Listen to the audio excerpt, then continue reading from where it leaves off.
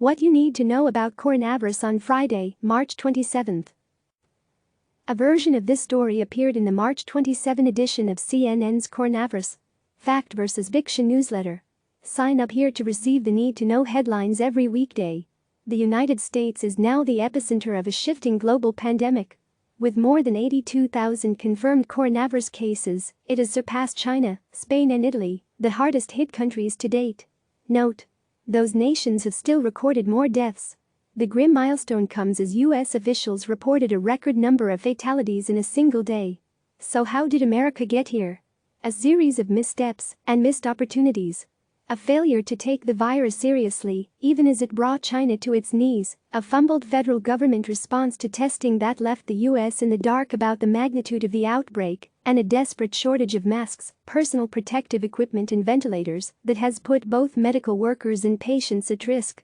After initially downplaying the significance of the disease, repeatedly calling it the China or Wuhan virus, President Donald Trump spoke last night with President Xi Jinping, who said China was willing to offer the U.S. support in tackling the outbreak, but warned that it needed to take substantive actions to improve relations. Trump said he and Xi were working closely together. But even as the U.S. scrambles to cope with the widening crisis, and overstretched doctors turn to increasingly extreme measures to deal with gruesome conditions, the U.S. president is still touting a tale of great success, hailing a far lower mortality rate than he had expected on what was the country's deadliest day. While China's reopening of Hubei province, ground zero of the outbreak, was hailed earlier this week as a hopeful sign that the virus can be defeated, it's becoming clear that declaring victory is not that straightforward. Tonight at midnight, Xi will take the extraordinary step of effectively sealing off the country to foreigners as fears mount over imported coronavirus cases, sparking a second wave of infections. And in a stunning development, UK Prime Minister Boris Johnson announced today he had tested positive, as British doctors say they're preparing for battle and bracing for a surge in cases. "I am now self-isolating, but I will continue to lead the government's response via video conference as we fight this virus. Together we will beat this," Johnson said on Twitter. What's important today: the cost of coronavirus. The US, Europe, Japan, China and India are unleashing trillions of dollars in government spending and newly created money as they desperately try to keep the global economy from sinking into depression, Julia Horowitz reports. The bill for saving the world economy so far? $7 trillion and rising.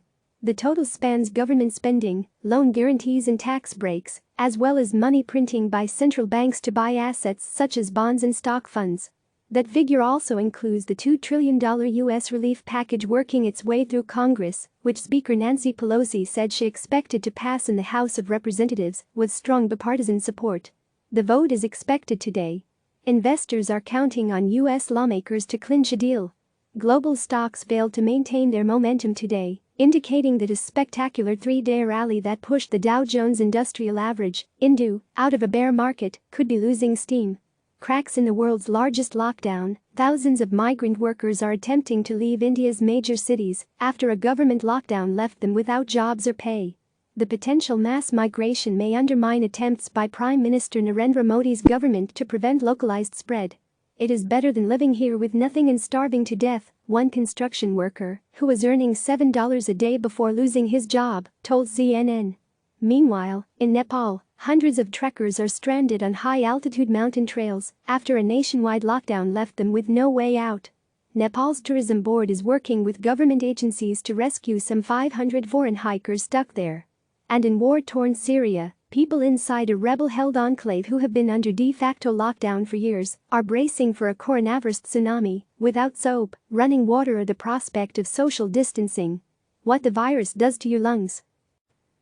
"I want people to see this and understand what this can do," said Dr. Keith Mortman, the chief of thoracic surgery at George Washington University Hospital, which has released 3D video of a coronavirus patient's lungs.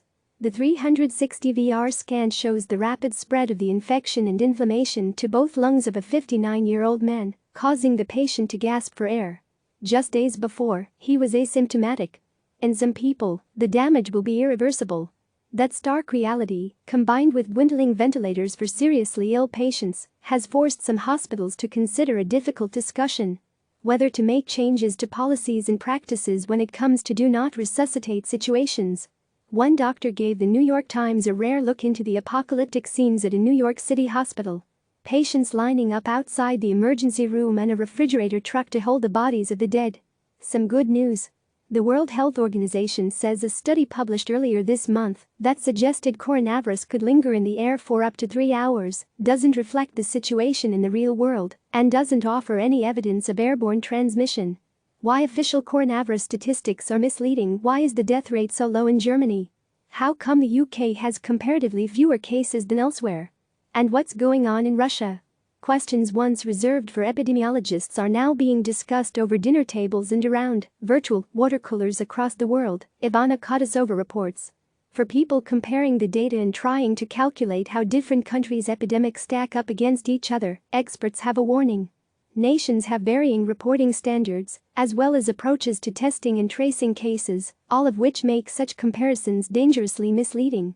On our radar, he caught the last flight from Cairo to propose to his girlfriend on the other side of the world. If I learned anything from this crisis, it's that time is unpredictably short. A curry house delivers samosas to hard-working nurses, a Disney princess consoles children online, and a chemical engineering student offers remote tutoring at no cost. These people are helping strangers and asking for nothing in return. In Israel, a photo of a Muslim and Jewish paramedic pausing to pray together went viral. We have to raise our heads and pray, that's all that's left. Conference calls, online classes, plus some Netflix and chilling.